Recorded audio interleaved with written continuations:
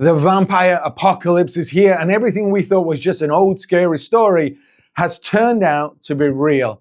Tonight, the streets belong to them, so bolt your doors and stay inside until sunrise. Now, this is a fictional broadcast made just for fun, but I want you to imagine that it's really happening from now until the very end. We're also on Spotify, so if you'd rather listen to the audio, just tap the link in the description.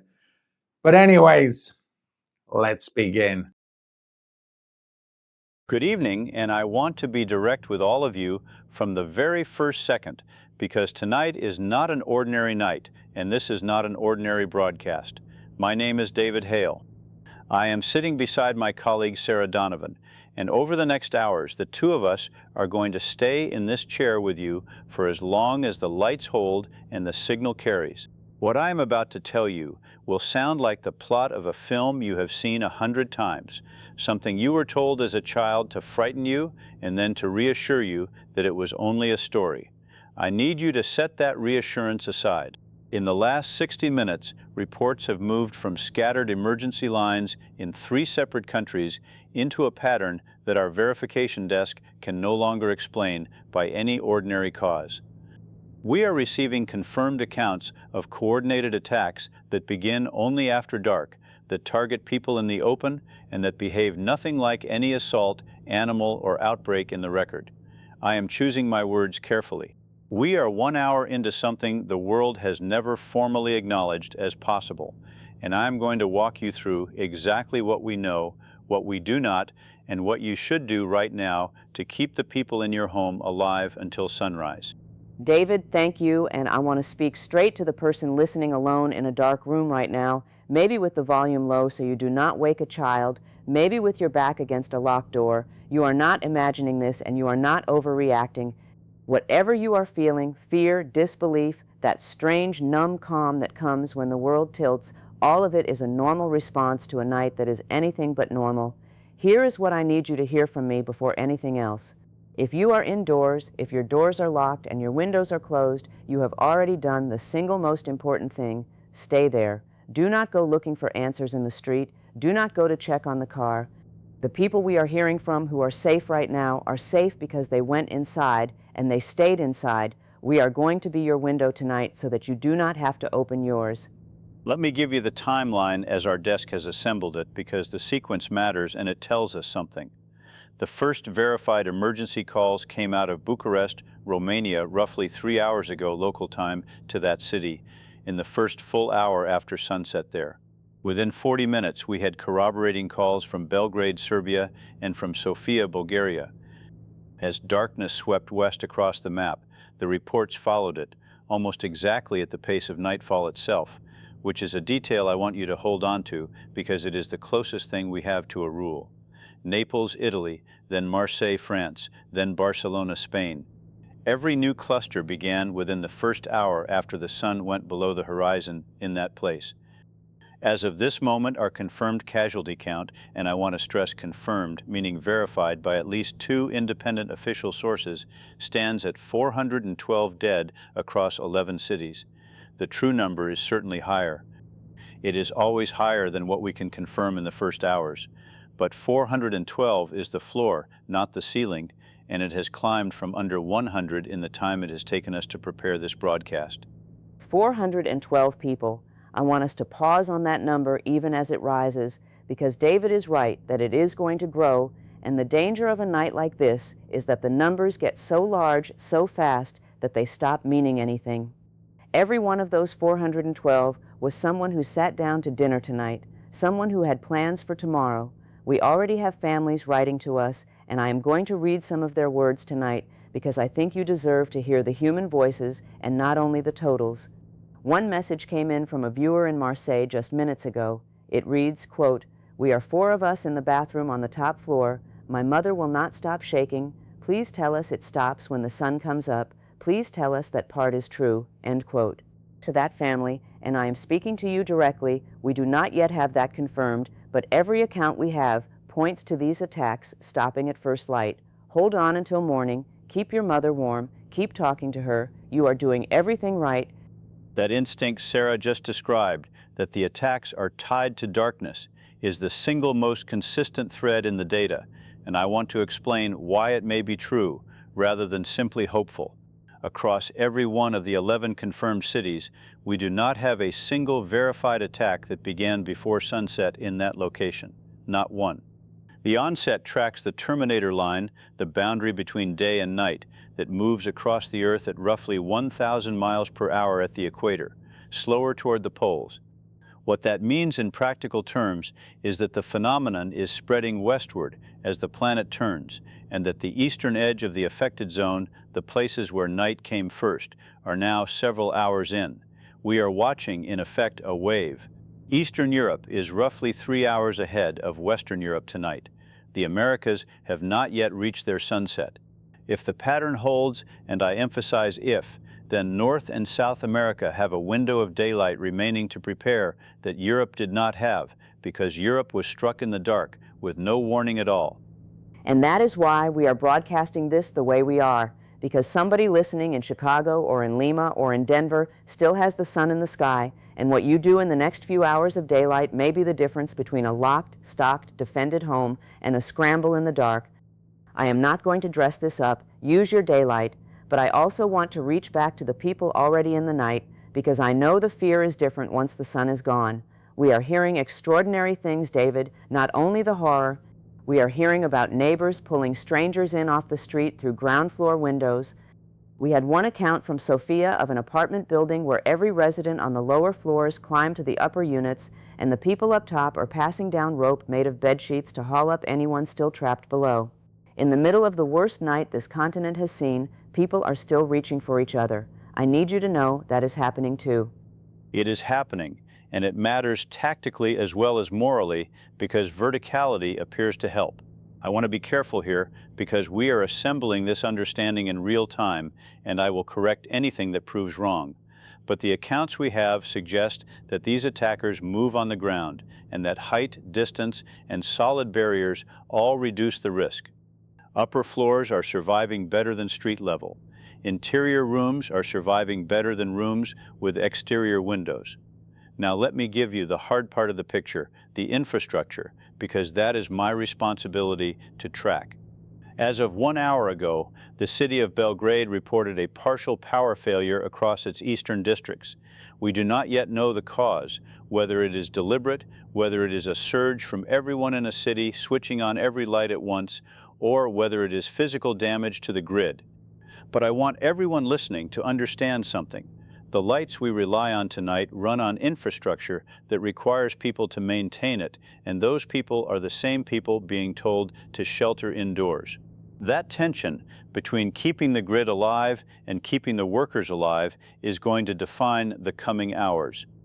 David, we are getting word that one of the scientists our team reached out to is available to us now, and I think it is important that we bring in a voice that has spent a career thinking about exactly this kind of question, even when the rest of us treated it as fiction. Dr. Reyes is a specialist in what is sometimes called emerging and anomalous biology, someone who has studied organisms and phenomena that defy the categories we are comfortable with. Dr. Reyes, thank you for joining us on a night when I am sure you have 1,000 other demands. Let me start with the question every single person listening wants answered. What are we dealing with? Is there a scientific frame for this at all, or are we truly in the territory of the story we all grew up with? Sarah, David, thank you for having me, and I want to be honest with your audience because honesty is the only thing worth offering right now. What we are seeing does not fit our existing categories, and I am not going to insult anyone by pretending it does. I have spent 20 years studying organisms that break rules, and I have never encountered anything that behaves like the accounts coming in tonight. But I would caution everyone against two extremes. The first is the temptation to say this is supernatural, and therefore nothing we do matters. The second is the temptation to say this must be a virus or a toxin, and therefore it will behave like ones we know. Both are dangerous. What I can tell you from the reports is that these attackers show a consistent aversion to light and an activity pattern locked to darkness. That is not magic. That is biology we do not yet understand. And biology, even biology we do not understand, has weaknesses. Our entire task in the coming hours is to find them. Dr. Reyes, let me press on the practical dimension of that, because our viewers need something actionable and not only reassuring. You mentioned an aversion to light. We are hearing anecdotal accounts that bright light, particularly at the harsher, bluer end of the spectrum, seems to deter these attackers. Can you speak to whether that is a genuine defensive measure a family could use tonight, and if so, how? I want to be responsible here and not send people chasing a folk remedy, but if there is a real effect, our viewers deserve to know how to use it. David, that is exactly the right way to ask it, and here is my careful answer. Multiple independent reports describe these attackers recoiling from intense light. I would treat that as a working hypothesis strong enough to act on, while stressing that it is not proven and should never be a family's only line of defense. If you have bright lights, use them. Exterior floodlights, if you have them and can power them safely, appear to keep the immediate area around a home clearer. Interior lights make a home less appealing as a target, based on the pattern of which buildings are being entered and which are being passed over.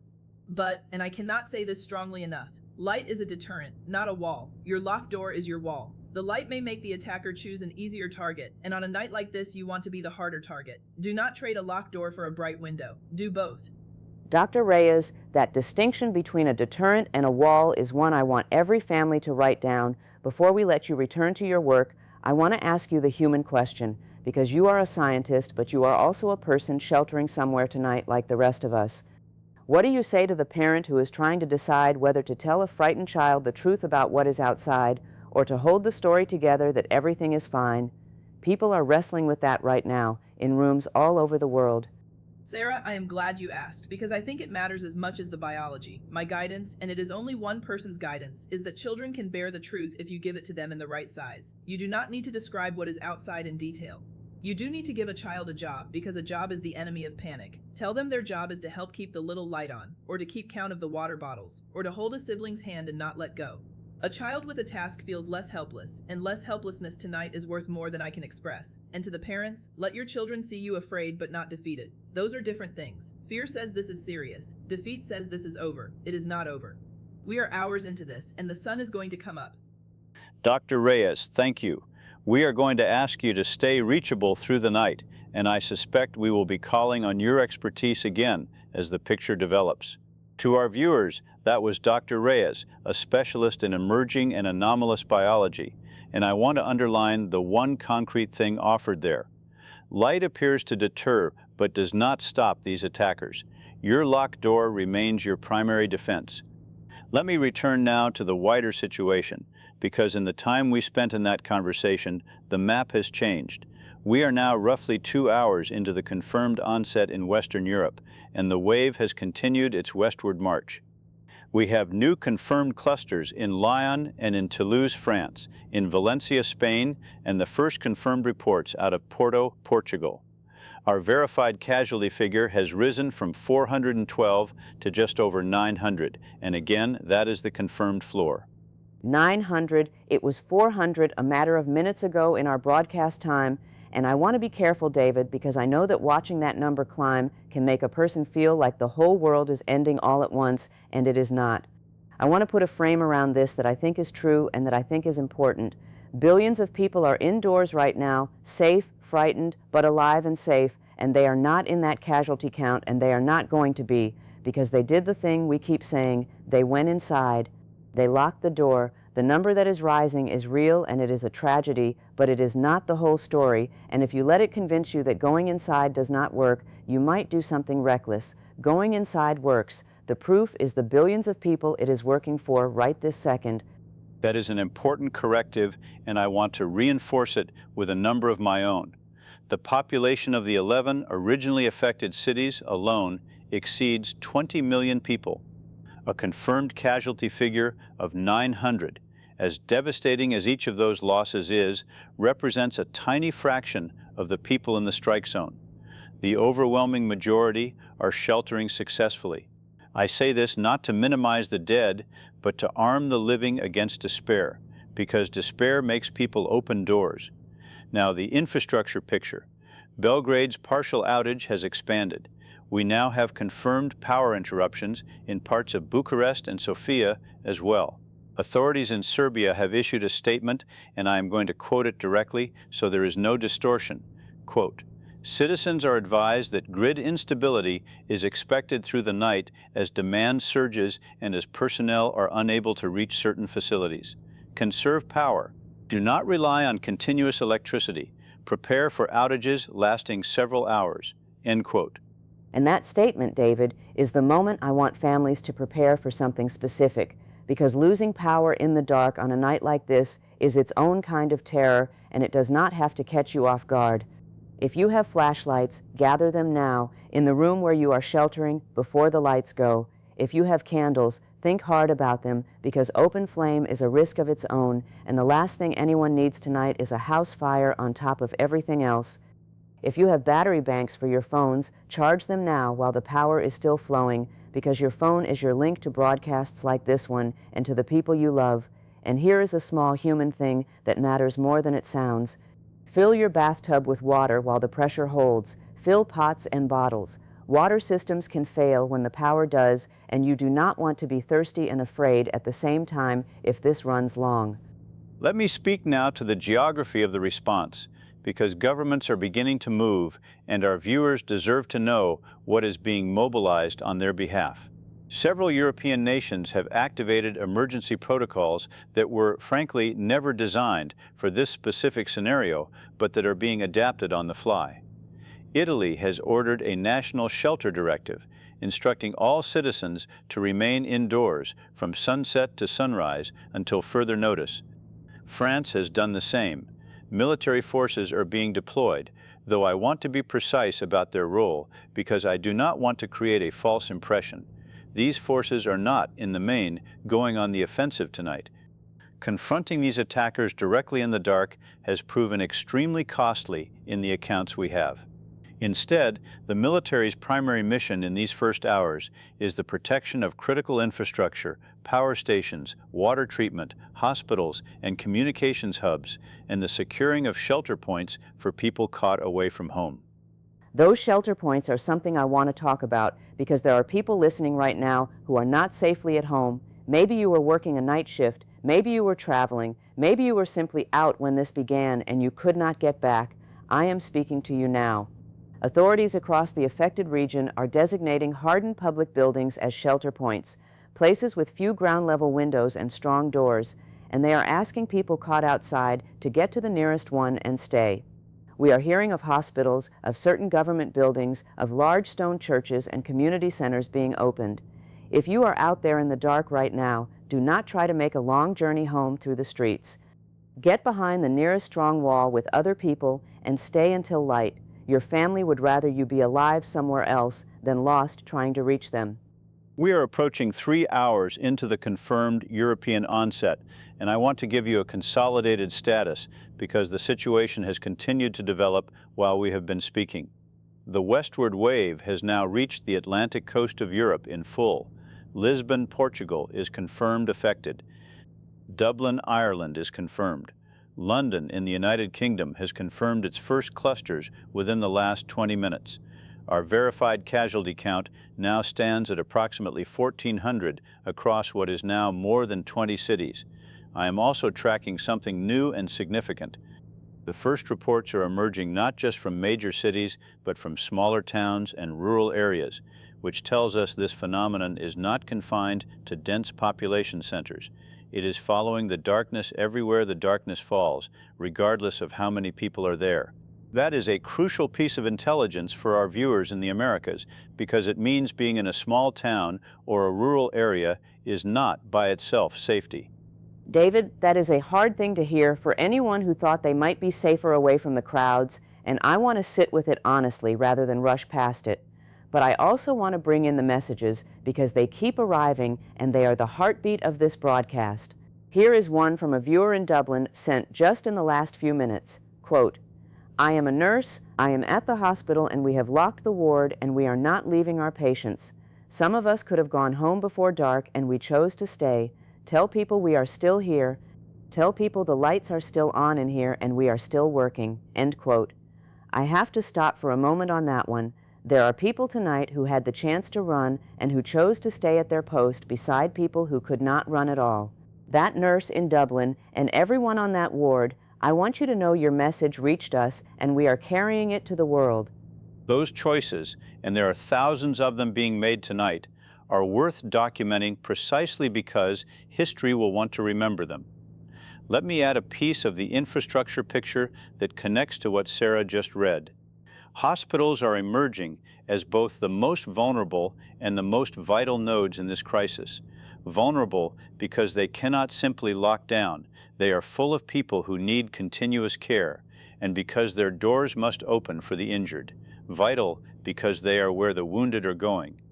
We have confirmed reports that several major hospitals across Europe have implemented internal lockdown protocols, sealing off wings, moving patients to interior floors away from windows, and in some cases welding or barricading ground-level entrances while maintaining a single defended point of entry.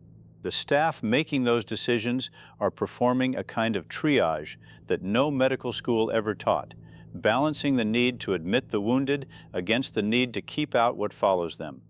And it is not only hospitals making impossible choices tonight. I want to read another message because this one has stayed with me since it came in. It is from a viewer who did not give a city, only a first name, Jordan. Quote, "My neighbor is elderly and lives alone across the hall. When this started, I went and knocked and brought Jordan into our apartment. Now there are 7 of us in 2 rooms and we do not have enough food, but nobody is going back out. I keep thinking we did the right thing, but I am scared it was stupid." End quote. Jordan, if you are still listening, I want to answer you directly. You did not do something stupid. You did something brave and something good. 7 frightened people in 2 rooms with not quite enough food is a hard place to be tonight, but every one of those 7 is alive because someone opened a door inward instead of leaving a neighbor alone in the dark. Share what you have. Take turns resting. You are going to make it to morning together. We are now, by our broadcast clock, roughly 4 hours into the confirmed European onset, and I want to mark that time because I promised you I would keep you oriented as the night progresses. 4 hours. The eastern cities where this began, Bucharest, Belgrade, Sofia, are now well into their night, and here is a piece of information that I offer carefully because it is preliminary but potentially important. The rate of new emergency calls from those easternmost cities appears to be slowing. Not stopping, but slowing. Now, I want to be scrupulously honest about what that could mean, because there are 2 very different explanations. The hopeful one is that people have successfully sheltered and there are simply fewer targets in the open. The grim one is that the calls are slowing because the infrastructure to make them, the power and the networks, is failing. We do not yet know which it is, and I will not pretend to. But the slowing itself is real, and I am tracking it closely. David, I appreciate that you are naming both possibilities because I think people can handle uncertainty better than they can handle being managed. Let me speak to the emotional shape of hour 4 because I think it is different from hour 1. In the first hour, there is shock and adrenaline. By hour 4, the adrenaline is fading and something heavier is setting in, and if you are feeling it right now, a kind of exhausted dread, please know that it is normal and it will pass in waves. This is going to be a long night, and part of surviving a long night is managing your own body and mind through it. If you can rest, rest, even if you cannot sleep, even if you just close your eyes and breathe. Take turns with someone else keeping watch if you are not alone. Drink water. Eat something small if you have it. You cannot pour courage from an empty cup, and the people relying on you need you steady through to morning. That is sound guidance, and let me pair it with a strategic update for our viewers in the Western Hemisphere, because your window is closing, and I want you to use every minute of it. In the Americas, sunset is still hours away in most places, but it is coming, and the pattern we have observed gives you a gift that Europe did not have, which is foreknowledge. So let me be specific about what to do with your remaining daylight. First, secure your dwelling. Identify the room with the fewest exterior windows, ideally on an upper floor, and make it your shelter room. Second, stock that room now. Water, food that requires no cooking, flashlights, batteries, phone chargers, any medications your household needs, and a battery-powered radio if you have one. Third, reinforce your doors and cover your ground-level windows if you can. Fourth, and this is the one people forget, agree on a plan with everyone in your home before dark so that no one has to make decisions in a panic once the sun is down. And I want to add one more item to David's list, one that is not about supplies, but about people. Before dark, reach out to the people you love who are not with you. Call your parents, call your grown children, call the friend who lives alone and might not have a radio on. Not to frighten them, but to make sure they know to go inside and to tell them you love them, because tonight is a night when people are grateful they said it. And if there is someone near you, a neighbor, an elderly person down the street, someone who might not be able to prepare on their own, this is the hour to help them, while it is still light and still safe to do so. Jordan, the viewer I read a moment ago, brought a neighbor in before dark. That is the model. Use your daylight not just to protect your own walls, but to widen them a little if you safely can. We have new information coming in from our verification desk, and I want to bring it to you immediately because it bears directly on the science of what we are facing. Dr. Reyes, whom we spoke with earlier, has relayed to our team an initial finding drawn from the pattern of attacks across all confirmed cities, and I want to present it precisely. The attacks show a strong correlation with what researchers are calling the darkness threshold, meaning the level of ambient light below which these attackers become active. This threshold appears to correspond roughly to civil twilight, the period after sunset when the sun is a few degrees below the horizon and the sky retains some glow, but artificial light becomes necessary for most activity. In practical terms for our viewers, this means the danger does not begin at the exact moment the sun touches the horizon. It begins when the sky genuinely darkens, some tens of minutes later. That gap is small, but on a night like this, tens of minutes of preparation time can matter enormously. That is genuinely useful, David, and I want to translate it for the family that is racing the clock right now. If you are in the Americas and watching the sun get lower, you have a little more time than the sunset itself suggests, but not much, and I would not spend that margin standing around. Use it to do the last things, the final trip to fill water, the last check that every door is locked, getting everyone into the shelter room.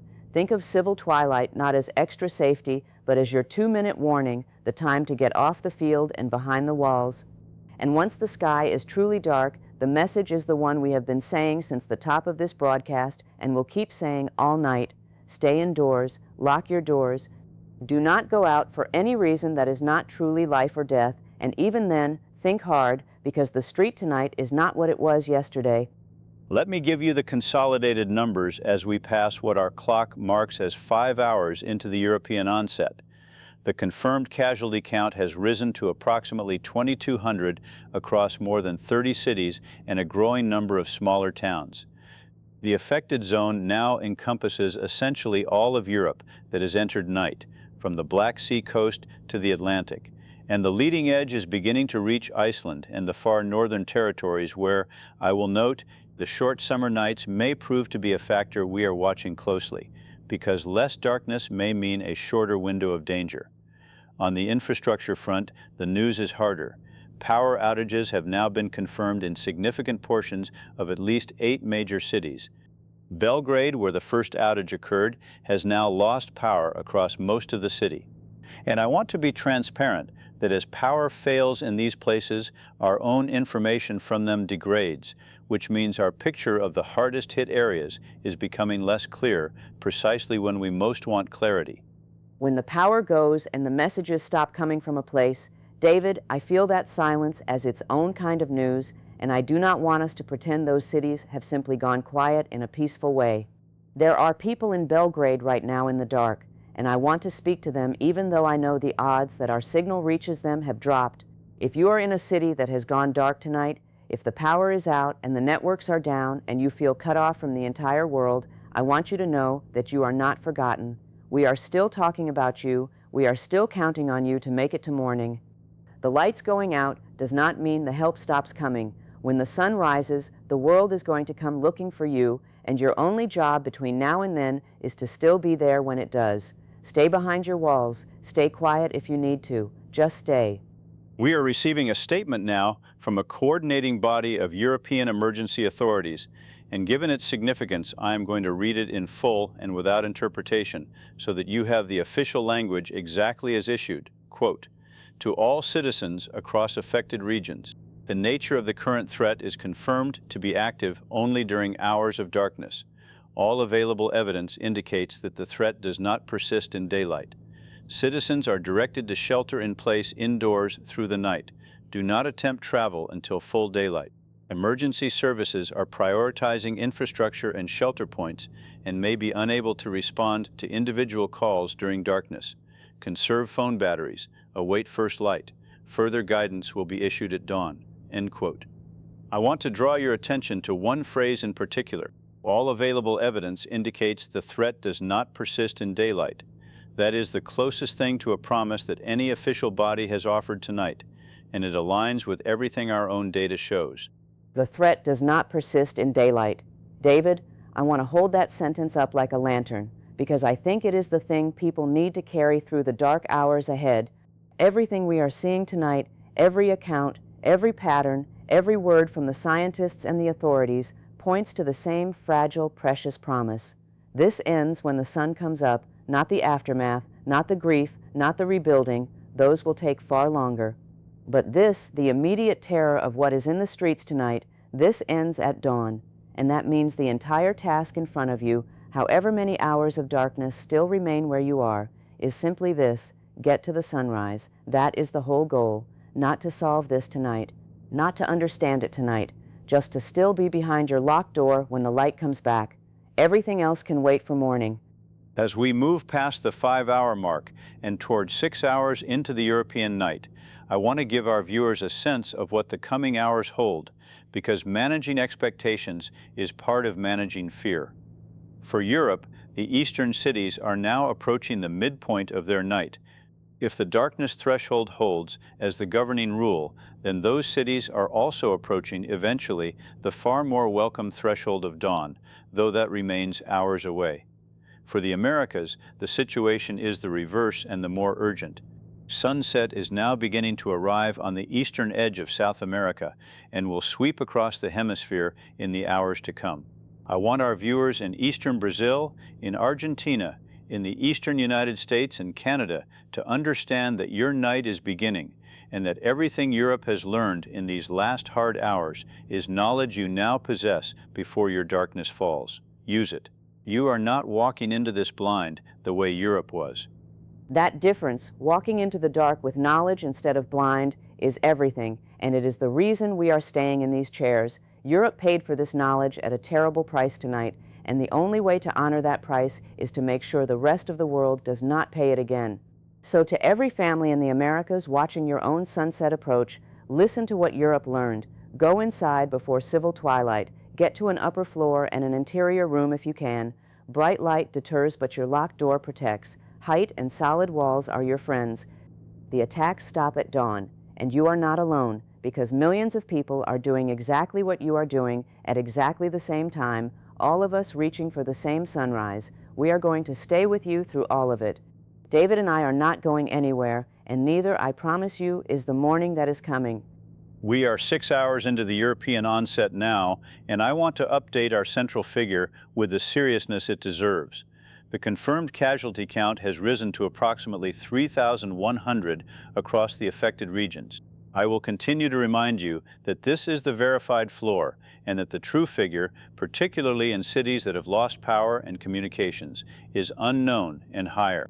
But I will also continue to remind you, as Sarah rightly pressed earlier, that this figure represents a small fraction of the tens of millions of people within the strike zones, and that the overwhelming majority are surviving by sheltering. Both of those things are true at once. The dying is real, and it is a catastrophe.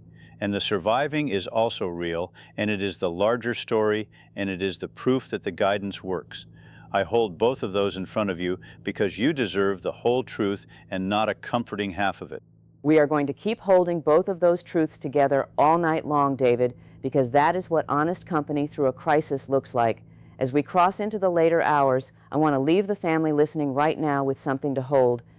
Wherever you are, whatever hour of your own night you are in, picture the map the way David has described it. Picture the darkness moving across the world, and picture behind it, always following, always inevitable, the line of the sunrise. That line is moving toward you right now, mile by mile, hour by hour, and nothing in the streets tonight can stop it or slow it down. The dark got a head start on the world tonight, but the light is coming for every single one of us, and David and I are going to sit right here and count down the hours to it with you, together, until the sun comes up over every last locked door. Stay with us, stay inside, and stay alive until morning. We are now 8 hours into what began on the eastern edge of the European night, and I want to reset the timeline precisely for anyone just now finding this broadcast, because clarity is the one thing I can still hand you cleanly. Onset in the affected regions began roughly 8 hours ago at civil twilight. The attacks are confirmed to occur only during hours of darkness. The verified casualty count, and I stress again that this is the floor and not the ceiling, has risen to approximately 4,200.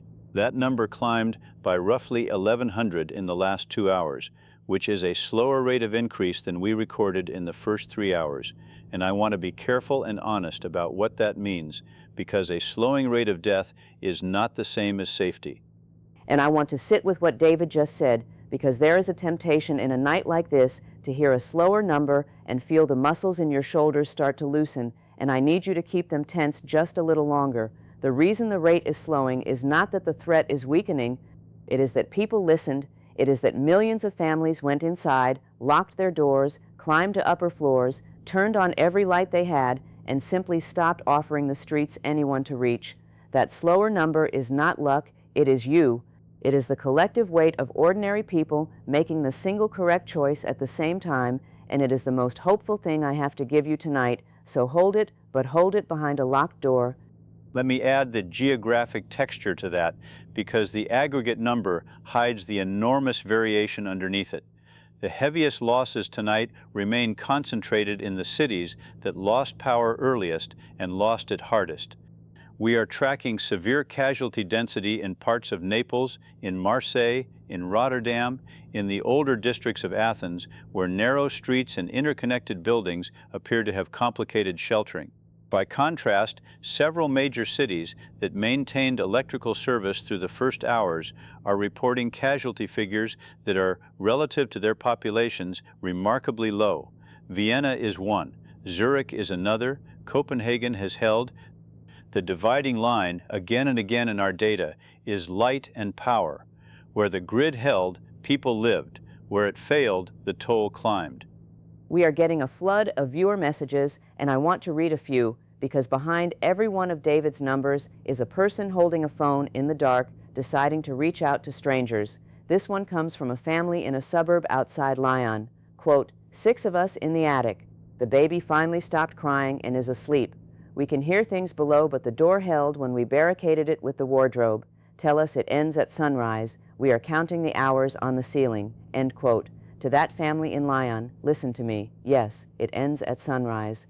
Everything David and I and every scientist and every authority have seen tonight says the same thing. Keep that wardrobe against the door. Keep the baby warm. You have already done the hardest part, which was thinking clearly enough to barricade in the first place. Now you only have to wait. Here is the astronomical reality behind that promise, because I do not want to offer comfort I cannot support with fact. For a location at the latitude of Lyon at this time of year, first light begins to break the horizon at a predictable and fixed hour, and I can tell that family that, from where they are, sitting in that attic right now, civil dawn is approximately 4 hours away. Not an estimate, not a hope, a calculation as reliable as anything in physics. The Earth is going to turn. The sun is going to clear the horizon at the hour it always does, 4 hours. If the darkness threshold is the true governing rule, and every piece of evidence tonight says it is, then that family needs the wardrobe to hold for 4 more hours, and then the thing pressing against their door loses whatever it is that lets it hunt. 4 hours. I want everyone in the deep middle of the European night to hear that specific ordinary number and understand how survivable 4 hours is. 4 hours is a movie and part of another one. 4 hours is a single stretch of a long night shift. 4 hours is nothing measured against a whole life, and a whole life is exactly what is waiting on the far side of it. I know that inside a dark attic with something below you, 4 hours can feel like it stretches past the end of the world, but it does not. It ends. The clock does not stop for fear. It keeps moving toward morning at the same speed it always has, and it is carrying you with it whether the night feels endless or not. I want to turn now to the infrastructure picture, because as we move deeper into the night, the story is shifting from the immediate threat outside to the slower crisis of the systems we all depend on: power, water, communications. Let me give you the verified status. Across the affected European regions, we are now tracking major grid failures in an area that, if you drew a line around it, would enclose tens of millions of people. The failures are cascading in the way engineers have always feared but rarely witnessed at this scale. When substations go unattended because personnel cannot safely travel, when automated systems trip and there is no crew to reset them, the failures spread outward from each dark spot like ice forming on a window. What began as scattered outages is becoming, in some regions, continuous darkness. And I want to name what that means for a human being sitting inside it, because David is describing a map and I am thinking about a kitchen. When the power goes, the refrigerator stops, but that is the least of it tonight. When the power goes, the pump that brings water to the upper floors of a tall building can stop, so the tap runs dry. The medical device that someone in the family depends on may run only as long as its battery lasts. The heat may fail, and even in summer, the deep hours before dawn get colder than people expect, and I am asking families to gather blankets before they need them. The elevator is gone, which for anyone who cannot manage stairs is its own kind of trap. This is the second emergency layered underneath the first, and it does not stop at sunrise the way the threat does. That distinction Sarah just drew is one of the most important things we can communicate tonight, so let me make it explicit. There are two clocks running. The first clock is the darkness clock, and it stops at dawn. When the sun rises, the immediate threat in the streets ends, and that is a hard, welcome stop. But the second clock, the infrastructure clock, does not reset at sunrise. A grid that failed in the night does not repair itself when the light comes back. Water that stopped flowing does not resume on its own. So even as I tell you truthfully that the terror ends at dawn, I have to tell you just as truthfully that the morning is going to arrive into a landscape of broken systems, and the work of the day will be survival of a different, slower kind. Let me read another viewer message, because this one speaks directly to that second clock and to something I think is the quiet heart of this whole night. It comes from Porto, quote, "My neighbor is 81 and lives alone and lost power 2 hours ago. I could hear knocking on the shared wall. I could not reach the front door without going into the hallway, so my partner and I broke through the plaster of our own bedroom wall with a hammer and pulled our neighbor through into our flat. We are all four safe now. We are eating cold soup out of cans and telling stories," end quote.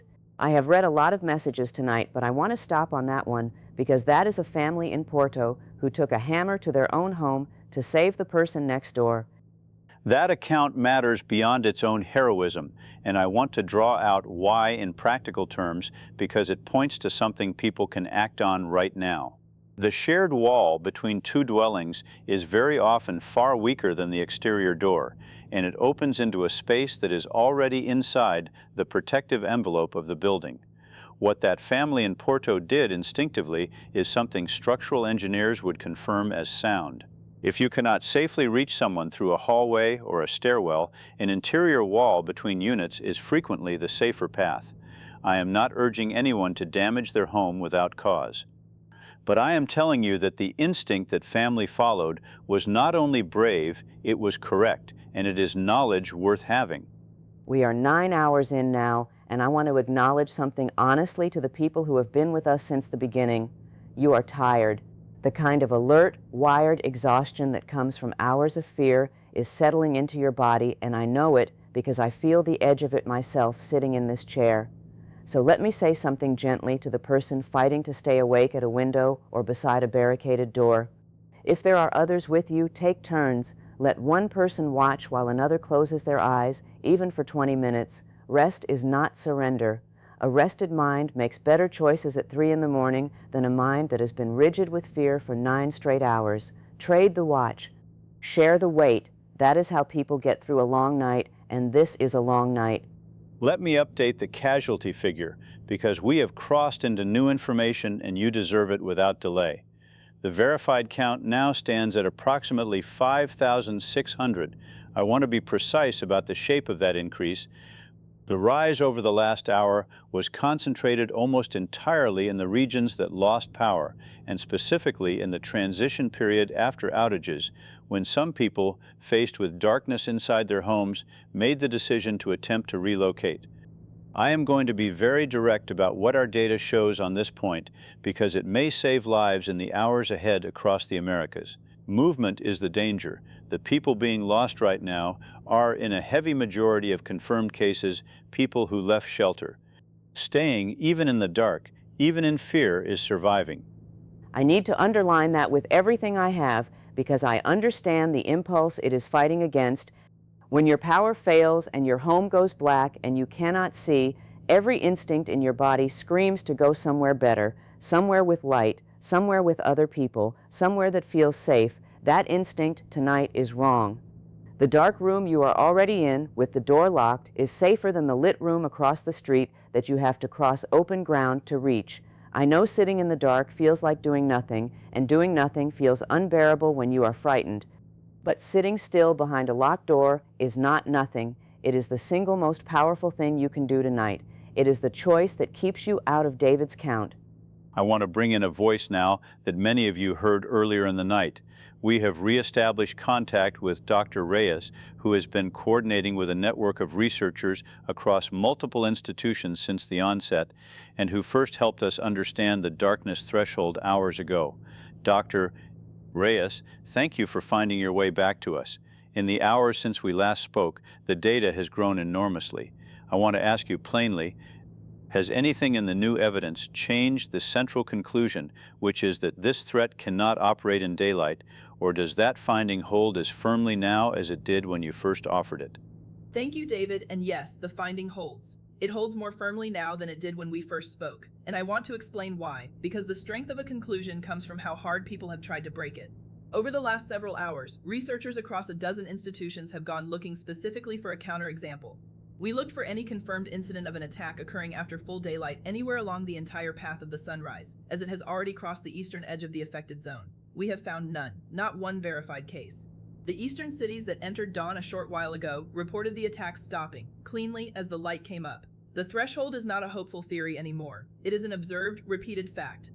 Dr. Reyes, I want to ask the question that I think is sitting in the chest of every parent listening right now, and I want to ask it plainly. For a family who has done everything right, who is behind a locked door on an upper floor with the lights on, is there anything more they should be doing, or is the truest advice simply to hold still and wait for the sun?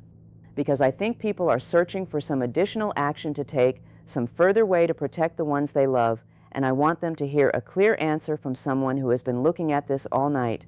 Sarah, the truest advice is the simplest one, and I understand how unsatisfying that is to a frightened parent who wants to do more. If a family is already sheltered on an upper floor, behind a locked and solid door, with light in the room, then that family has already done the essential work. The most important thing now is to not undo it. Do not open the door to investigate a sound. Do not go to a window and expose yourself out of curiosity. Do not attempt to move to a location that feels better. The protection you have built is real, and the greatest danger to a well-sheltered family is the decision to stop sheltering. Stay put, keep the light on, keep the door shut, wait for the sun. That is not a small thing, that is everything. Dr. Reyes, one more question before we let you return to the research network, and it is one I have been holding all night. Is there any early indication from anywhere in the world of a means of active defense that ordinary people should know about? I ask carefully because I do not want to send anyone toward a false hope or a dangerous experiment. But people are asking us whether the old stories carry any truth, whether there is anything beyond light and locked doors that a household could rely on. What does the evidence actually support at this hour, and what should people specifically not waste their energy or their safety attempting? David, I will answer that as carefully as you asked it. What the evidence supports is narrow, and I will not stretch it. Light deters, solid barriers protect. Height helps because reaching an upper floor appears to matter. Those three things are supported by thousands of accounts tonight, and I will stand behind them. Everything else from the old stories remains unconfirmed, and I want to be firm here. Do not risk your safety testing folklore. Do not leave a secure room to gather some object you heard might help. The single most reliable defense we have observed all night is the one nobody has to search for, and that is the sunrise. It is coming. It defeats this completely. Spend your energy surviving until it arrives, and spend none of it on anything unproven. Dr. Reyes, thank you. Thank you for staying up through this terrible night with the rest of the world and for giving people something solid to hold on to. Please go back to your work, and please come back to us if the evidence shifts. To everyone listening, I hope you heard what Dr. Reyes said, because it lifts an enormous weight. You do not have to be clever tonight. You do not have to solve anything or find anything or be a hero. You only have to be still and stay alive, and the sun will do the rest. That is a burden almost anyone can carry, and it is being carried right now by millions of people sitting in the dark exactly like you. We are now approaching 10 hours since onset, and I want to widen the frame to the rest of the world, because this has never been solely a European event, and the hours ahead belong increasingly to the Americas. Sunset has now swept across the eastern coast of South America. Cities including Rio de Janeiro, São Paulo, Buenos Aires, and Montevideo have entered darkness within the last 2 hours, and we are beginning to receive the first casualty reports from that hemisphere. The early figures are lower proportionally than Europe experienced in its opening hours, and I want to state clearly what our analysts believe accounts for that difference. Warning: South America went into its night knowing what Europe had to learn by dying. That knowledge is visible in the numbers already. I want to speak directly to South America for a moment, to the families in Brazil and Argentina and Uruguay and everywhere the sun has just gone down. You have something Europe did not have when its night began, and it is the most valuable thing in the world right now. You have warning. You went inside before your twilight instead of during your terror, and because of that, the numbers coming out of your cities are already telling a gentler story than the one Europe wrote. That is not an accident. That is thousands of families who heard what happened across the ocean and chose to believe it and chose to act before the dark came. You honored the price Europe paid by not paying it yourselves, and that is exactly how this is supposed to work. Let me give the North American picture as well, because the largest population centers in the Western Hemisphere are now entering their final hours of daylight, and preparation time is closing. Sunset will reach the eastern coast of North America within the next few hours. I am speaking to New York, to Boston, to Philadelphia, to Washington, to Toronto, and Montreal. Your daylight is a resource, and it is running out, and I want you to spend the remaining hours of it the way you would spend money before a long journey. Get home. Get supplies of water and light while stores and systems still function. Charge every device you own. Reach an upper interior room. Do the work now, in the light, calmly, so that when your darkness comes, you are already behind your walls and not scrambling in the dusk. And I want to say something to the people in those North American cities who are hearing this in what is still, for them, an ordinary sunlit afternoon, because I know how strange this must feel. The sun is out where you are. The streets look normal. It is hard, almost impossible, to believe that the thing happening across the ocean is going to arrive at your own door in a matter of hours. I understand the disbelief, but I am begging you not to let the sunlight fool you into waiting. The most dangerous words tonight in any language are the words "it will not happen here." It is happening. It is coming west with the darkness, city by city, and the families who prepare in the light are the families who will be safe in the dark. We are 10 hours in, and I have an updated casualty figure that I will deliver with the same steadiness I have tried to maintain all night. The verified global count now stands at approximately 7,100. The majority of that total remains in the European regions that bore the first and longest exposure. I want to pair that number, as I have all night, with its essential context. 7,100 confirmed dead is a catastrophe by any measure in human history, and I will not soften it. And it remains, at the same time, a small fraction of a percent of the hundreds of millions of people who have been inside the darkness tonight and are alive. The grief is immense. The survival is vast. Both are the truth. I want to read a viewer message now that I have been holding for a few minutes because it took me a moment to be ready to read it. It comes from a hospital in Brussels. Quote, "I am a night nurse. We locked the ward, turned every light to full, and moved all our patients to the interior corridors away from the windows. We have lost no one to the outside. The staff have not left. We are singing to the patients who are frightened. If you are hearing this, we are still here and we are still working." End quote. I do not have adequate words for the people who chose to stay at their posts tonight in hospitals and shelters and care homes across the world. I only have gratitude, and I wanted their courage spoken aloud on the air.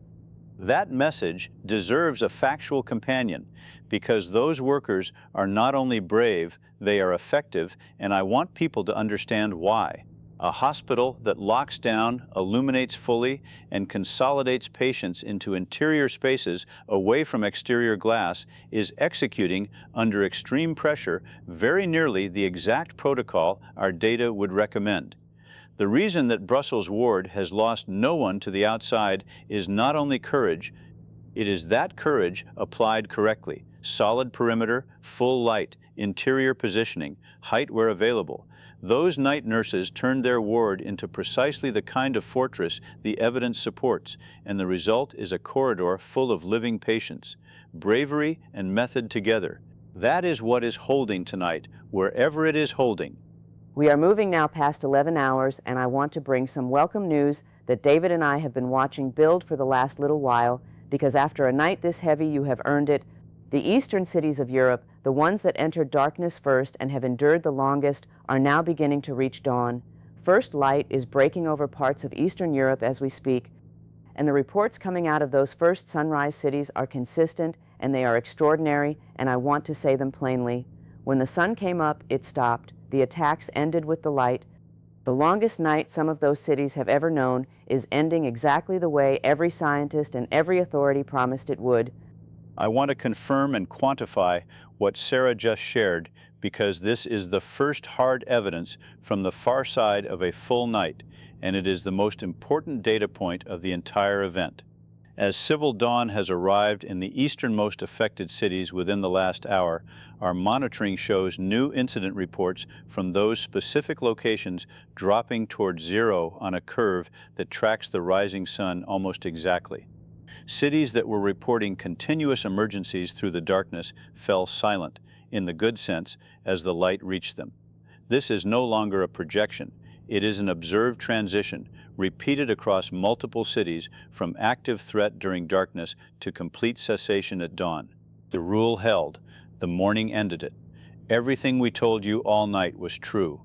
Think about what that means for the families who just watched their sun come up, for those people in Eastern Europe stepping to their windows in the first gray light and seeing the sky brighten. The thing they feared through 8, 9, 10 hours of darkness is simply over, not managed, not held back, over until darkness falls again. I think about the family in the attic, the couple in Porto with their rescued neighbor, the nurses in Brussels, and I think about that moment of first light reaching a window after a night like this, and I have to tell you, it is one of the most powerful images I can imagine. The dawn is not a metaphor tonight, it is a physical fact that is saving lives city by city as the world turns. I want to be responsible, though, and pair that genuine hope with a sober note, because dawn arriving in the East does not mean the crisis is over globally. It means the crisis is moving. As the Eastern European cities exit their night into safety, the darkness that released them is traveling west, and it has already crossed into the Americas and will deepen there through the coming hours. And I have to add the harder truth as well. Sunrise ends the immediate threat, but it opens the door on everything the night broke. The eastern cities greeting the dawn are also greeting collapsed power grids, exhausted emergency services, and, in too many homes, loss that the daylight now makes visible. The morning is a rescue and a reckoning at the same time. We are 12 hours in now, and that reckoning David just named is beginning in the first daylight cities, and I want to prepare people gently for what the morning after a night like this looks like, because it is its own hard thing. When the sun comes up where you are, the fear will lift, and in its place, for many people, will come the first clear sight of what the night cost. Neighbors who did not make it, streets that are not the way they were, the simple, staggering tiredness that arrives only when the danger passes and your body finally believes it is allowed to feel. I want the people entering that morning to be tender with themselves and with each other. Surviving the night was the first task. Surviving the morning and the grief it carries is the next one. Let me give the casualty figure at the 12-hour mark, and I want to explain a change in how the number is behaving. The verified global count now stands at approximately 8,400, but the rate of increase has changed character in an important way. In the eastern cities now bathed in daylight, the count has essentially frozen because the threat there has stopped. The growth in the total is now coming almost entirely from the cities still in darkness, chiefly in the central and western reaches of Europe still awaiting their dawn, and from the newly dark cities of the Americas. What we are watching in the numbers is the wave itself. Death rising where it is dark, stopping where it is light, exactly tracking the Terminator line as it crosses the planet. I want to read one more message before we move into the deeper part of the American night, because it captures something I have been feeling all these hours. It comes from a small town outside Krakow, one of the places where dawn has just arrived. Quote, "The sun is up, we are all alive, all 6 of us, and the 2 families next door came out of their houses at the same moment we did, and we just stood in the street and held on to each other and cried. We made it. Thank you for staying on the air all night.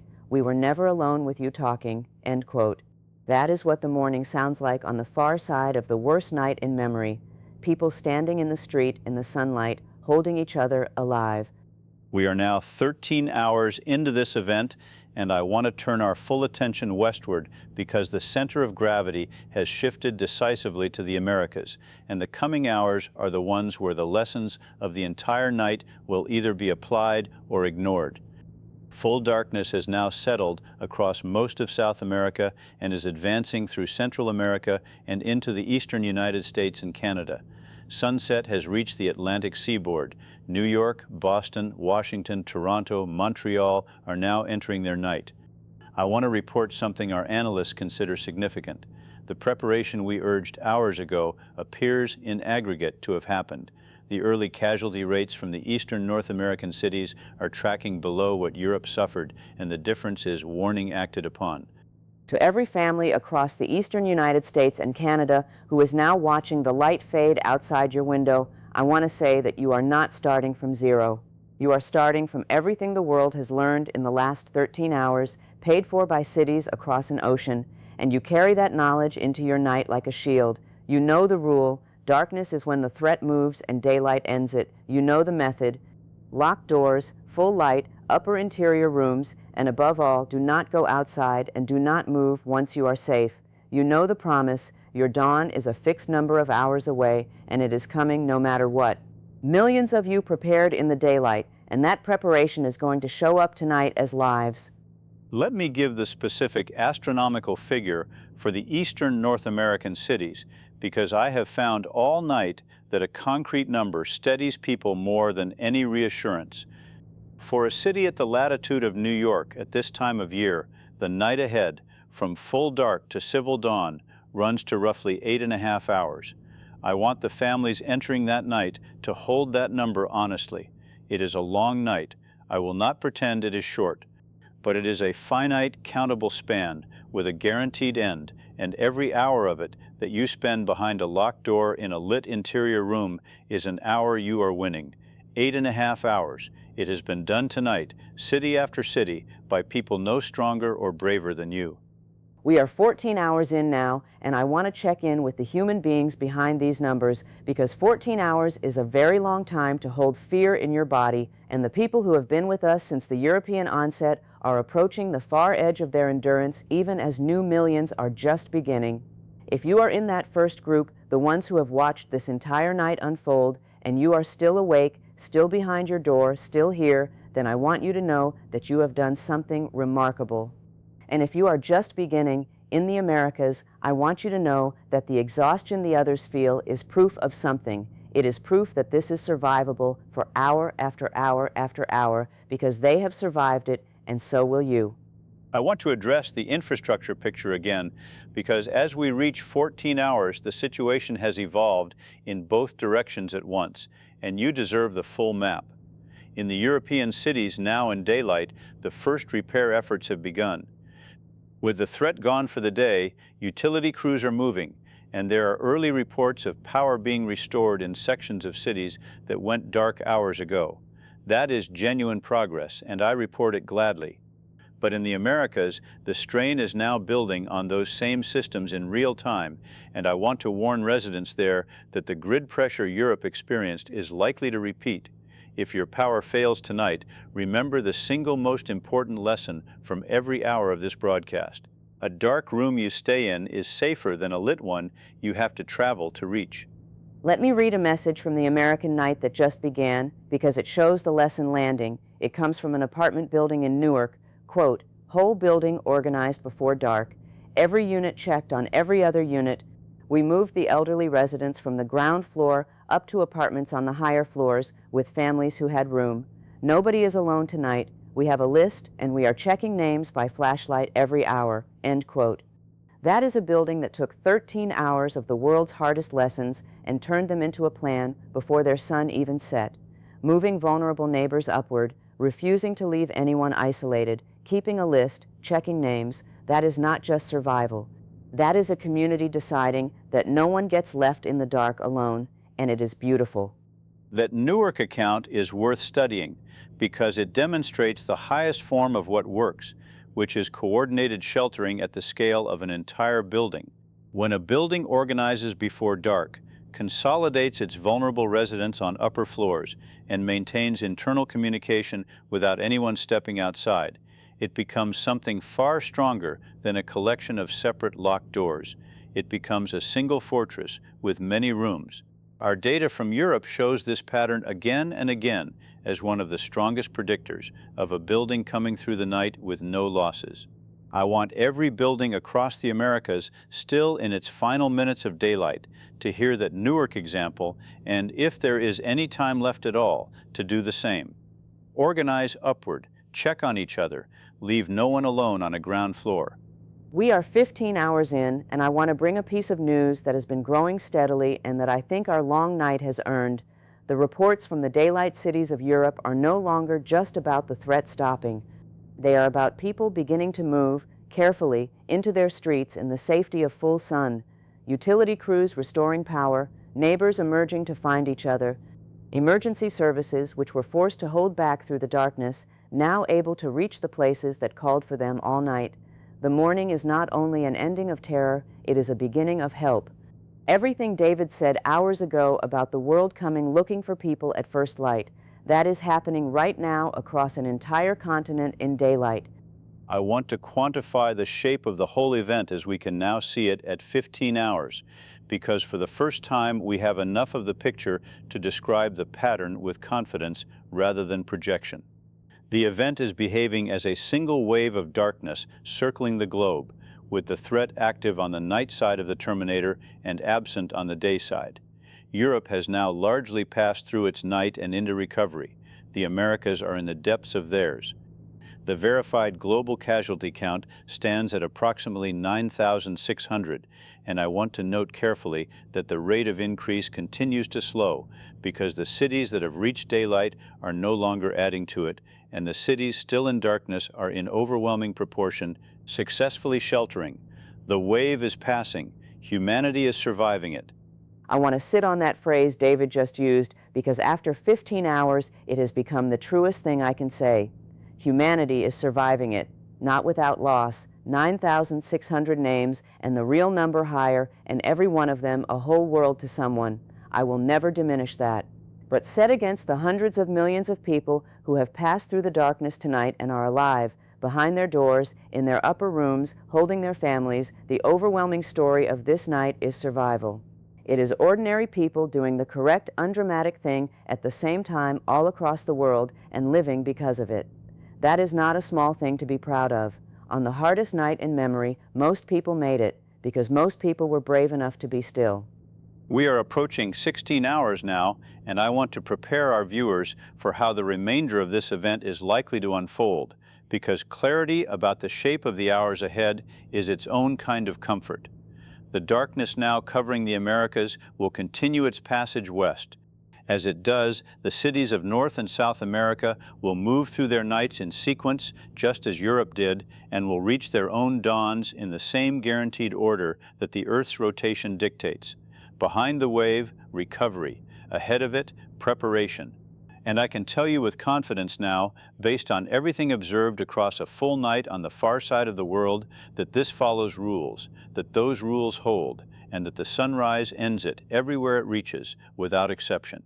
So to everyone in the depth of the American night right now, in Chicago and Houston and Mexico City and Lima and everywhere the dark has settled or is about to, I want to leave you at this hour with the same thing that has carried millions through already.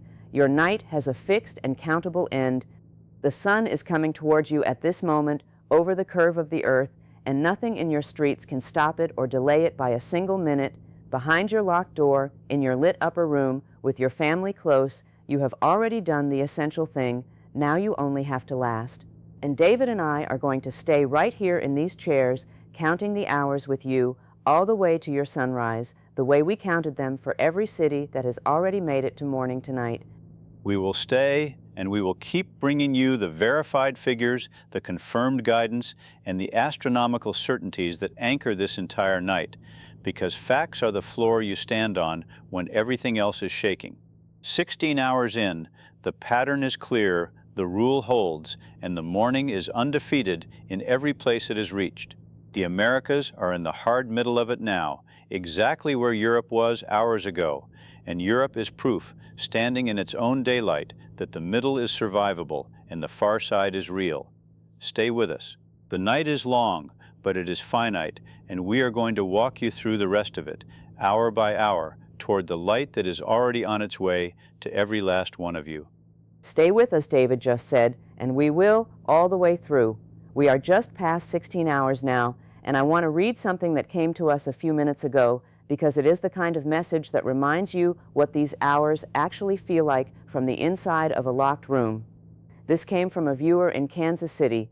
The message reads, quote, "My daughter is 6. She asked me why the bad night was happening, and I did not have a good answer, so I told her the truth, that the sun always comes back and we only have to wait for it. She made me promise, so I am promising you too. Whoever reads this, we are waiting, we are not opening the door. Tell us when it is morning," end quote. I want that viewer in Kansas City to know that we heard the promise and we are going to keep our half of it. We are going to sit here and tell you exactly when it is morning. And I can give that family in Kansas City something concrete to hold, because promises are stronger when they come with numbers. Based on your longitude, first light in the Kansas City area is a fixed astronomical fact, and it is now under 6 hours away. 6 hours.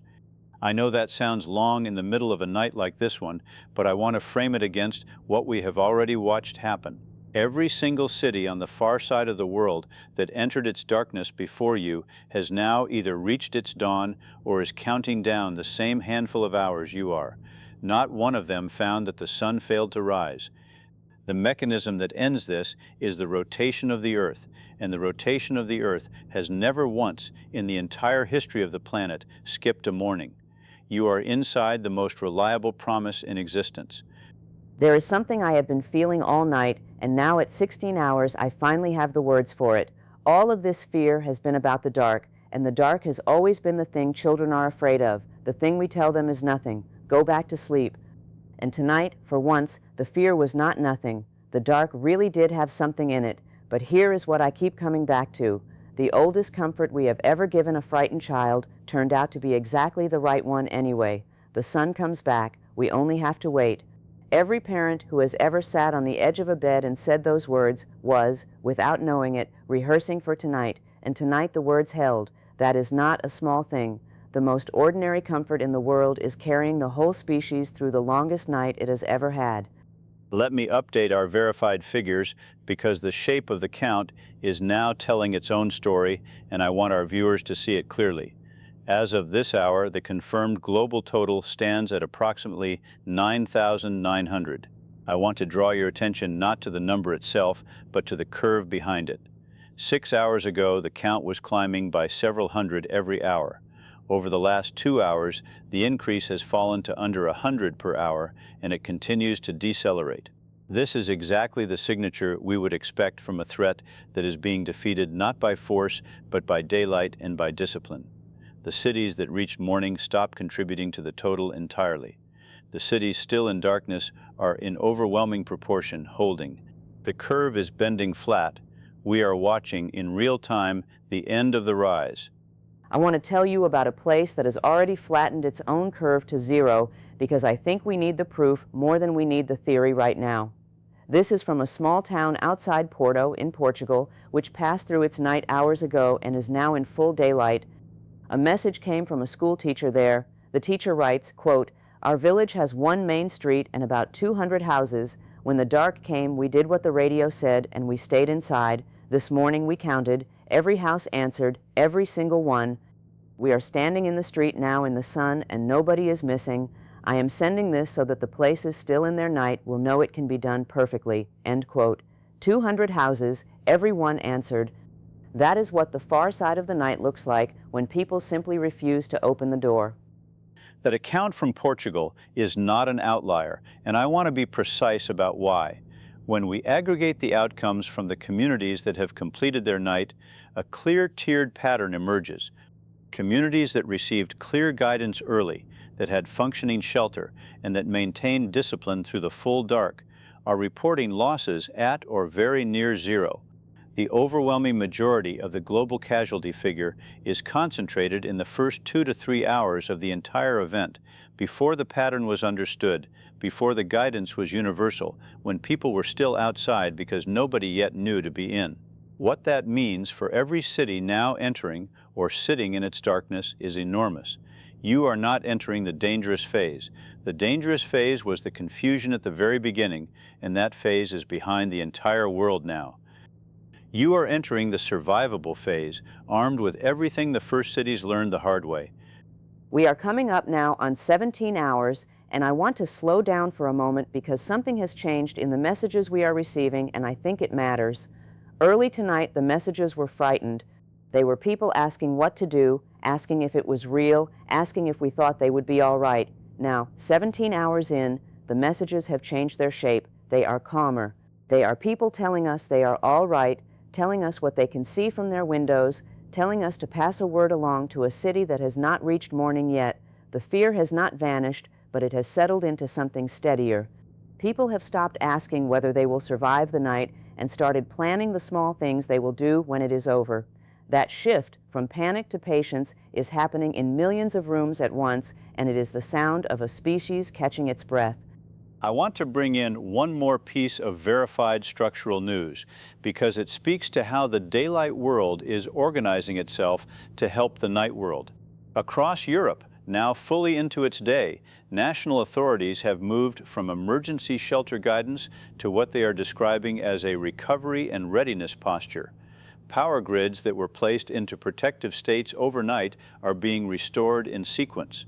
Emergency medical services are reaching the locations that called through the darkness and could not be answered until the sun made the streets safe. And critically, the lessons learned across an entire European night have been compiled and transmitted westward ahead of the wave so that every city still to enter its darkness receives not a warning but an instruction manual.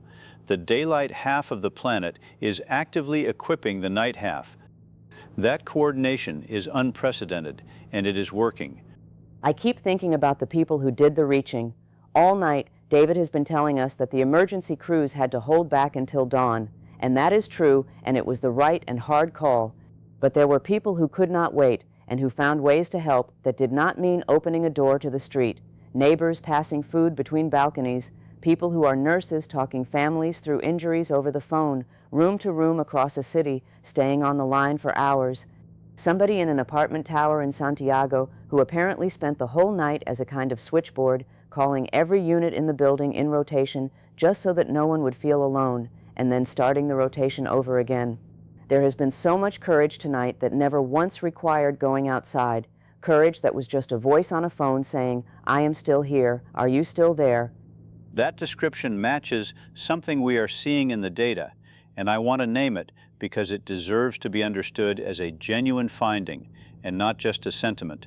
The buildings and communities with the best outcomes overwhelmingly share one feature, and it is not wealth and it is not fortification, it is internal communication. The single strongest predictor of a building coming through the night with no losses is whether the people inside it stayed in contact with one another through the dark. A phone tree, a rotation of check-in calls, a list of names read by flashlight every hour, the way that building in Newark described. Isolation was the real danger. Connection, even connection as simple as a voice on a phone, was the real defense. The species survived this night not by hiding separately, but by hiding together while staying in touch. We are 18 hours in now, and I want to read a message that stopped me because it is about a loss, and we have talked a great deal tonight about survival, and I do not want us to round the corner into mourning without honoring the people who are not going to see it. This came from a viewer in Detroit. The message reads, quote, "My brother did not make it in time. He was helping an older neighbor get inside, and he did not get to his own door. I am not writing this for sympathy. I am writing it so that when you say the number and it goes up by 1, you will know that the 1 was a person who died going back for someone who could not walk fast. I want somebody to know that," end quote. To that viewer in Detroit, we know it now. Everyone listening knows it now. The number is not a number, it is your brother, and it is what your brother was doing when the dark reached him. I want to hold on that because it is important and because it is true in a way our figures cannot express on their own. When I report a total, and I am about to report an updated one, I am reporting a count of exactly the kind of person that viewer in Detroit just described.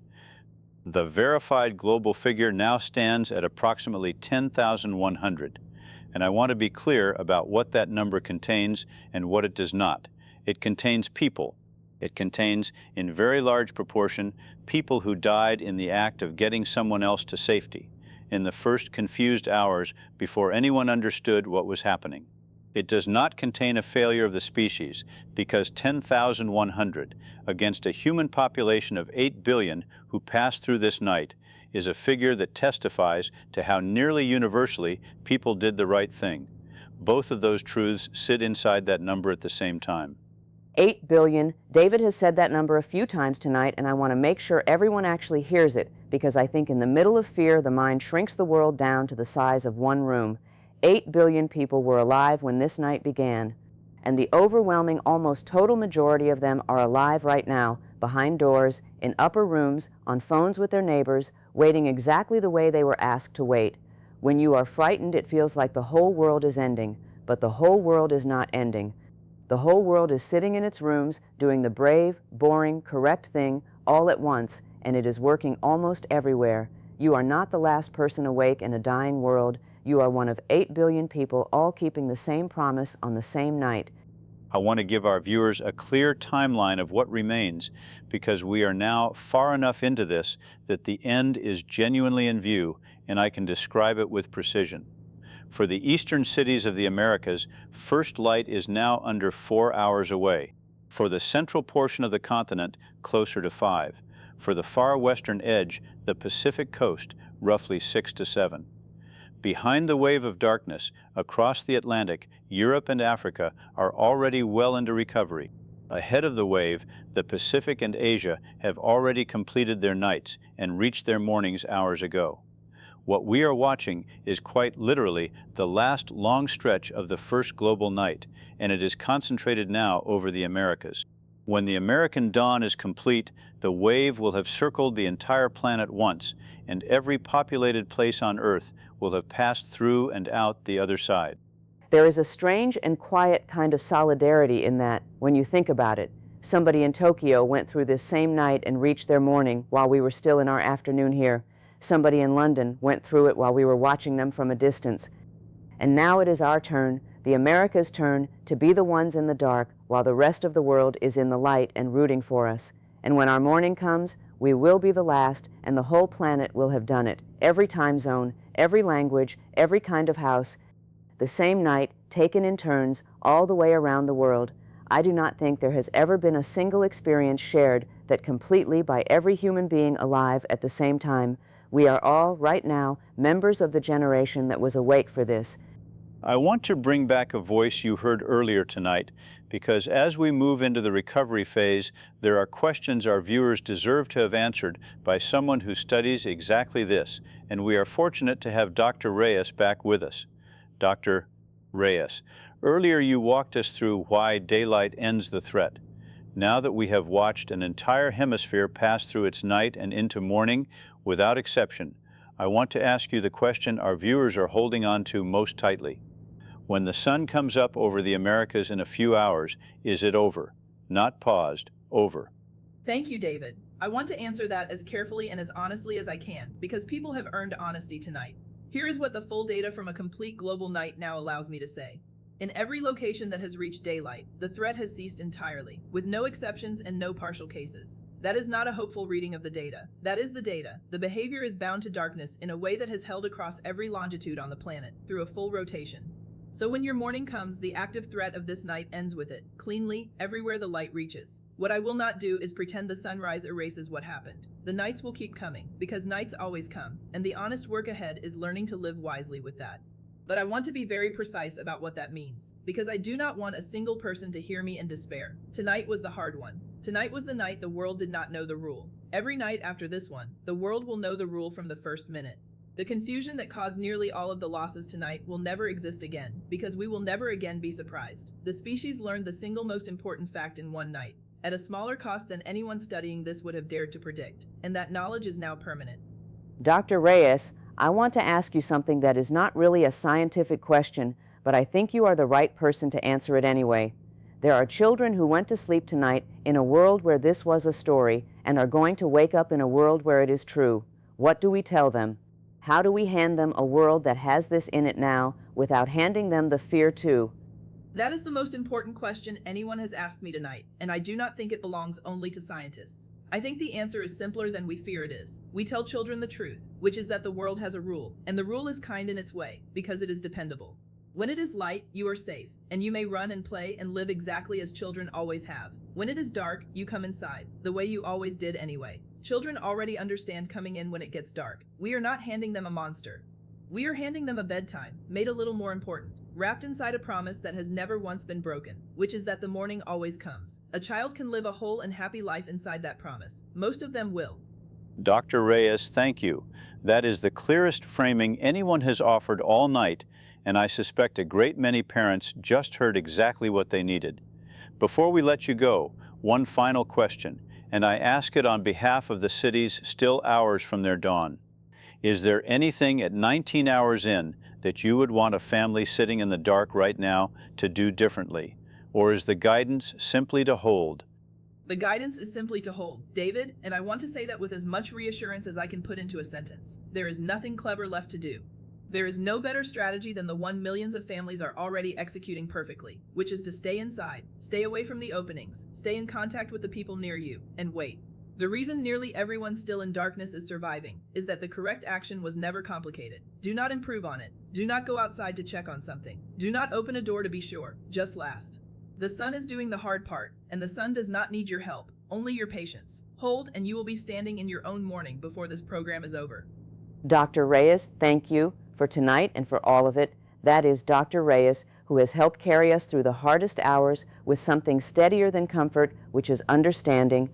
We are 19 hours in, and I want to read a message now that I have been saving because it belongs to this part of the night, the part where the worst is behind so many people and the waiting turns gentle. This came from a viewer in Toronto, which has now reached its first light.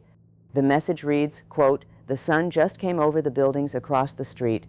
I have been watching one window in the tower opposite mine all night because there was a lamp on in it, and I decided that as long as that lamp stayed on, somebody over there was awake too, and we were keeping each other company.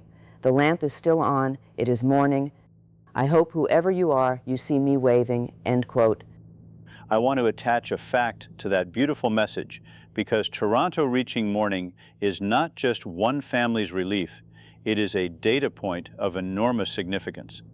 With Toronto and the cities of the eastern seaboard now entering daylight, the eastern edge of the Americas has begun to cross into recovery. That means the wave of darkness has now started to exit the continent on its eastern side, even as it continues to hold over the center and the west. The verified global casualty figure at this hour stands at approximately 10,300, and I want to emphasize once more that the hourly rate of increase is now the lowest it has been since the very first hour of the event. The count is not merely slowing, it is approaching a stop. We are watching the total begin to settle toward its final value, and that final value is going to be a fraction of what any early projection feared. I want to talk about the lamp for one more moment because I think that viewer in Toronto did something tonight that a lot of people did without a name for it. They picked one light in the distance and decided it meant they were not alone. And somewhere in that opposite tower, maybe someone was doing the exact same thing with their window. Two strangers keeping each other company all night across a street, neither one knowing the other was doing it, both of them made braver by a lamp. That happened everywhere tonight. People chose a light and made it mean something. And I think when we look back on this night, past the fear and past the count, we are going to remember that the human response to the longest darkness was, over and over, to find a small light and refuse to look away from it. We are crossing 20 hours now, and I want to give our viewers a status of the whole world as it stands, because for the first time tonight I can describe nearly the entire planet as either recovered or recovering. Asia and the Pacific completed their nights many hours ago and are deep into their day. Europe and Africa have followed and are in full recovery. The Eastern Americas have now joined them in the light. What remains in darkness is a shrinking band across the central and western portions of the American continents, and that band is being erased from the east at a fixed and unstoppable rate as the Earth turns. In practical terms, the global emergency is now concentrated in its final geographic quarter, and that quarter has in front of it only a few more hours of night. A few more hours. I want to speak directly to the people inside those hours right now in Chicago and Denver and Mexico City and Bogota and Lima and Los Angeles and every town between them that is still dark. You are the last ones, not the last ones alive, the last ones waiting, and there is a strange honor in that. The entire rest of the world has already done what you are doing right now, and every one of them is on the other side of it in the daylight, thinking about you. You are not behind. You are simply the final stretch of a race that the whole species is going to finish. Keep your door locked, keep your people close, keep your lamp on for whoever is watching it across the street.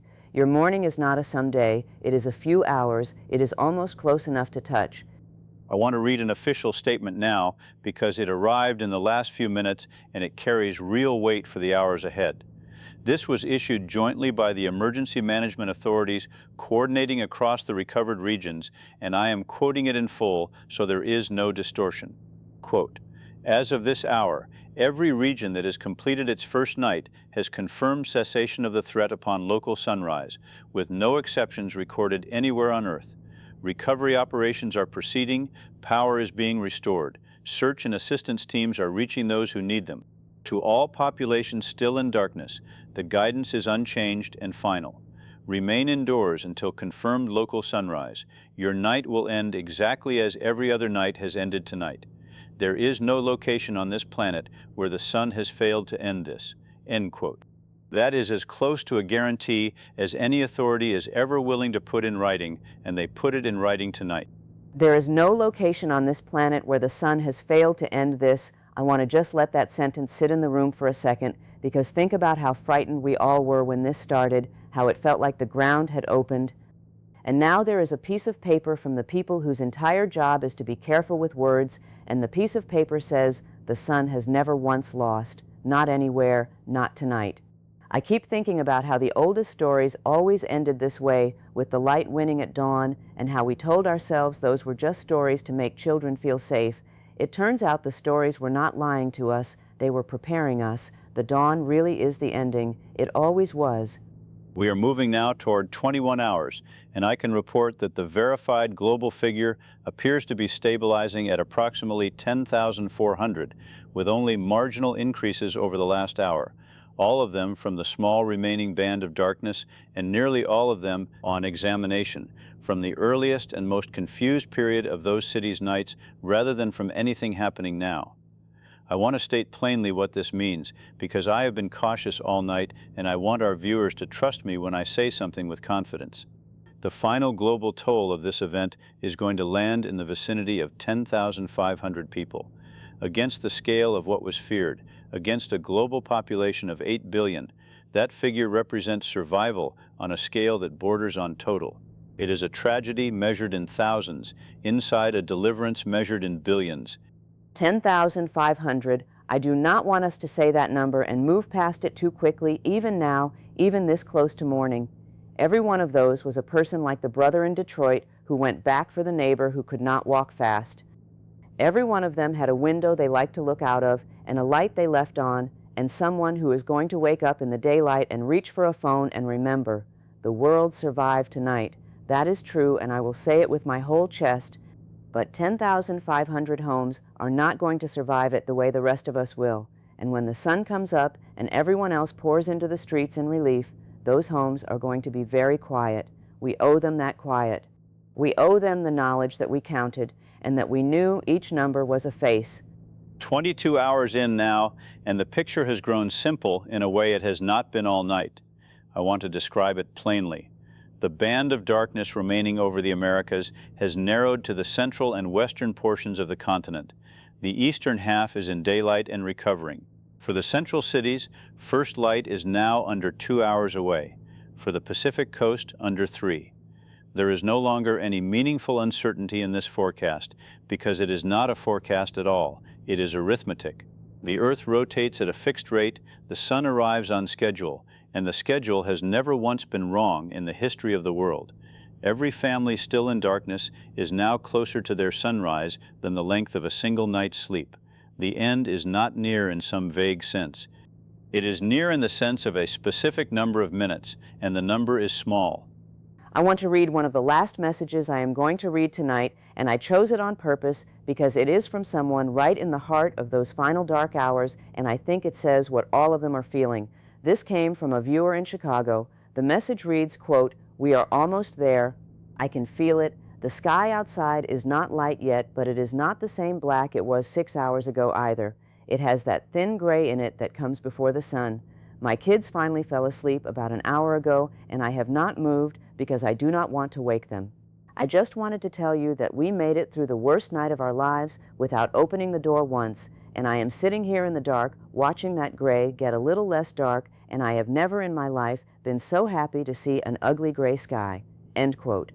That thin gray that viewer in Chicago is describing is not their imagination, and I want to give it its proper name because it is the most welcome sight on Earth tonight.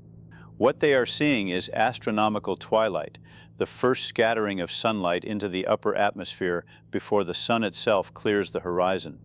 It is the leading edge of the dawn, and its arrival is the reliable signal that the sun is now minutes, not hours, away.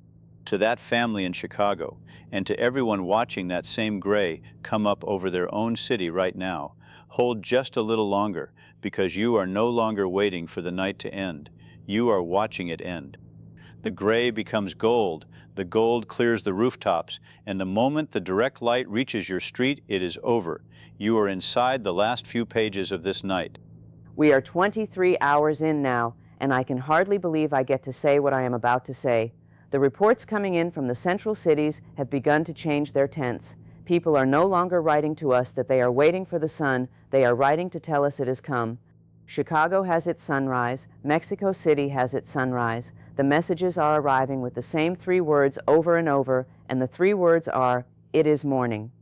Families who spent the entire night in a locked room are opening their curtains, not their doors yet, just their curtains, and letting the light fall into rooms that have been dark and frightened for 12 hours, and they are writing to tell us that the light looks exactly the way it always has, ordinary and gold and utterly, completely safe.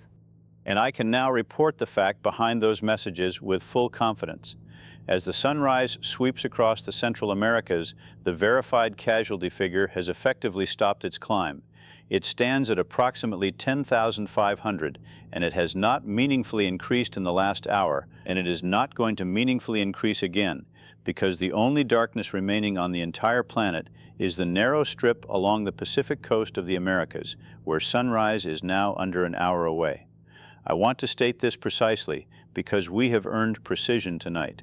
The global emergency is, for all the world except one final sliver, over. Not paused, not contained, over. ended by the same sunrise that has ended it everywhere else, exactly as every authority and every rule and every ancient story promised it would.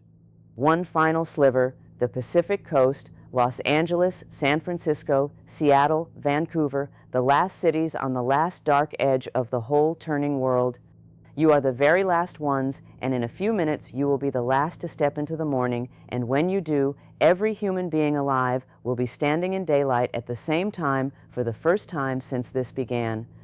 I want you in those final western cities to know that the entire rest of the planet has already made it, and every single one of us is turned toward you now, watching your gray come up, waiting to welcome you into the morning the rest of us are already standing in. Hold your people, watch your sky. Your sunrise is the one that finishes it for everyone. We are at 24 hours now. A full rotation of the Earth has passed since this began, and I want to report the thing I was not certain when this night started that I would get to report. The sun has reached the Pacific coast of the Americas. The last dark strip on the planet is gone. There is, at this moment, no populated place anywhere on Earth still in the night of this event. Every city, every town, every locked room and lit upper floor, from the first that entered the darkness a full day ago to the last that just now stepped into its dawn, has passed through and come out the other side into daylight. The wave circled the world exactly once, and the world turned all the way through it, and the world is still here. The world is still here. I have wanted to say that with certainty for 24 hours, and now I can. Let me tell you what the world looks like this morning, because I think that is the last thing we owe you. It looks like people stepping out of their doors into the sun and finding their neighbors doing the same, and the strange, shy way people are looking at each other like everyone survived something together and does not quite have the words yet. It looks like utility crews already out restoring the power that went down in the panic. It looks like the elderly residents that building in Newark carried upstairs coming back down in the daylight to their own apartments, safe.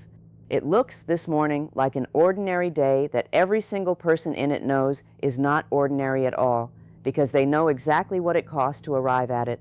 Let me give you the full and final accounting, because you have trusted me with the numbers all night, and you deserve the last of them stated plainly. Over the first 24 hours of this event, the verified global toll stands at approximately 10,500 people, and that figure is now stable and will not climb further from this night.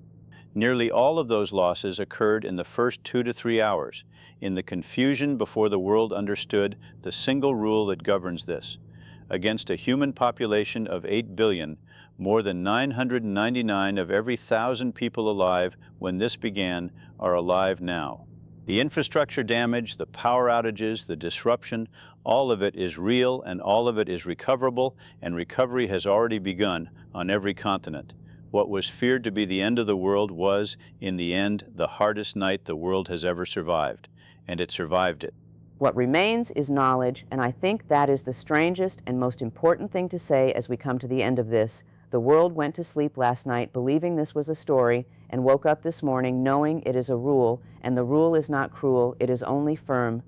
When it is dark, come inside. When it is light, you are free. The nights will keep coming, the way nights always have, and now we know what to do with them, and we knew it at a smaller cost than anyone would have dared to hope in the first frightening hour. There are 10,500 people who will not see this morning, and we carry them, and we will keep carrying them, but 8 billion of us are standing in the light, holding the people we spent the night protecting, and we know now, all of us together, that the morning always comes. It does always come. That is where the numbers and the stories finally agree, and it is where I want to leave our accounting of this long day. The threat is bound to the dark, and the dark is bound to end, everywhere, without exception, on a schedule the Earth has kept since before there were people to watch it. Sarah and I have sat in these chairs for the whole of this rotation, and we told you the truth as we had it, hour by hour, and the truth turned out to be the most reassuring thing we could have offered, which is that this follows rules, and the rules hold, and the sun is undefeated. That was true at the first hour, and it is true at the 24th. Everything ahead of us is daylight now. So we are going to let you go finally into your morning.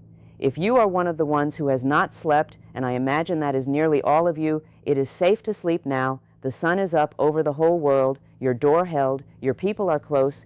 That lamp you kept on all night for the stranger across the street, you can turn it off now or leave it on. It does not matter anymore, because the light you were waiting for is here, and it is everywhere, and it is not going anywhere for hours and hours. Rest. You earned it in the hardest way anyone ever has. We made it through the longest night, together, all of us, and there is nothing left to be afraid of between now and the time you wake up. From both of us, thank you for staying with us through all of it. The morning is here, the count has stopped, and the world is quiet and safe and turning gently on toward noon. Close your eyes. We will keep watch on the daylight while you sleep. Good morning, everyone.